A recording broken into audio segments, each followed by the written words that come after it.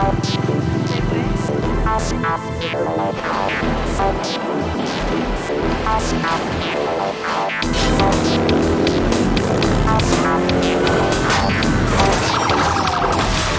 been 12 long years since Arnold Schwarzenegger donned the leathers and shades to play the cyborg from the future, but the Terminator is back and in fine form, thanks in part to the artist at Stan Winston Studios. Stan took time out of his busy schedule to chat about the not one, but 3 Terminators that had to be designed and created for the film. I'll drive. Well, the gamut of effects that we've had to come up with for Terminator 3 fall into 3 categories. Number 1, the category of Arnold. With Arnold, we had to come up with his gradation of destruction through the film as to how much we revealed of the endoskeleton under his skin.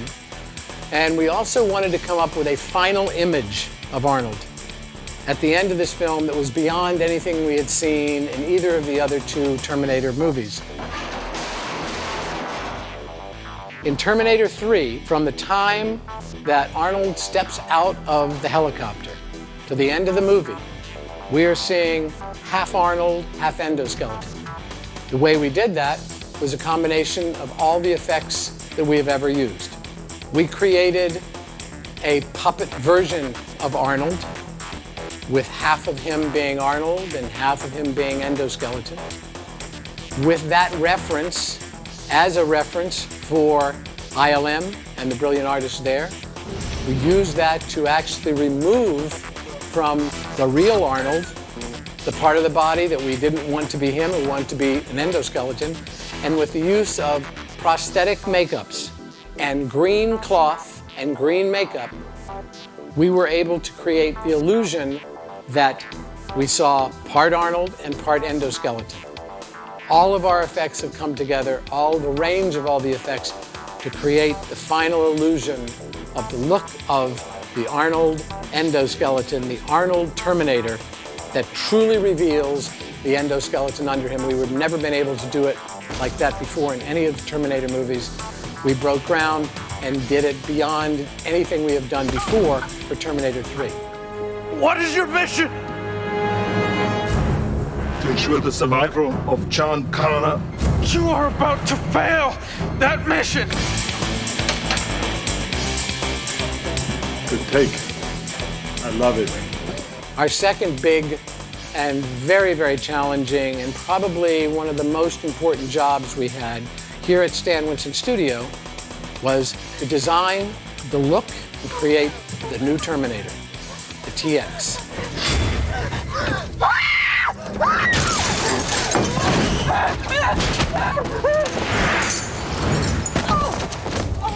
A Terminator, an endoskeleton that had to be more powerful than Arnold, had to be more advanced than Arnold, and at the same time had to fit within the skin of Kristana Loken.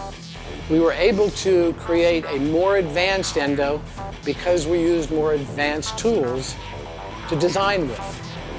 Whereas the endoskeleton for Arnold, the T-800, which was, by the way, designed by Jim Cameron, realized by us at Stan Winston Studio, brought to 3 dimensions and brought alive, the design method for the T-800 was pencil and paper, then sculpture, freehand sculpture, carving, molding, casting, everything by hand, everything freehand.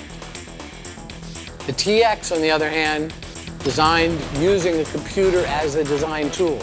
Same artistic skills. In the case of the TX, and our principal concept design artist for T3 was Aaron Sims. And by using the computer as a tool, we were able to actually create a much more advanced endoskeleton, a more advanced robot, a perfectly designed robot. So that in fact, when we were able to take our final design and then ship it off to ILM to create the CG version of the TX while we built the live action version, we knew that not only would it look advanced, that it actually worked and actually functioned the way it had to. We created not only the functioning movement of this robot, but the weaponry of the TX. The plasma rifle, her hand turning into a plasma gun that was able to destroy buildings and trucks. So ultimately, we were able to design something more advanced, more technically advanced, because we used more technically advanced tools that we did not have the use of when we first started designing the original Terminator. So again, we have taken all of these technologies and combined them together seamlessly to create the most advanced and most evil and most powerful of all of the Terminators so far.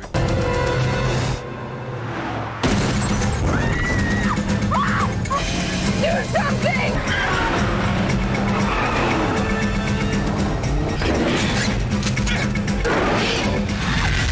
She'll be back. Our third challenge in T3 was probably the most ironic of all the challenges. We created the T1s. The first Terminator, the Terminator before Arnold, the Terminator before bipeds, the Terminator that rolls on tank-like treads.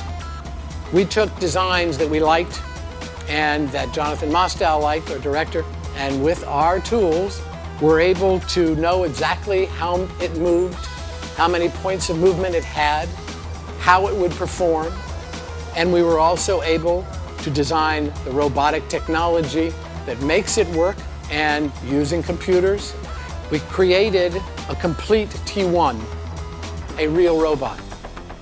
The irony of the Terminator series is, in Terminator 1, we pretended to build robots. In Terminator 2, we pretended to build robots. In Terminator 3, we built robots. Desire is irrelevant.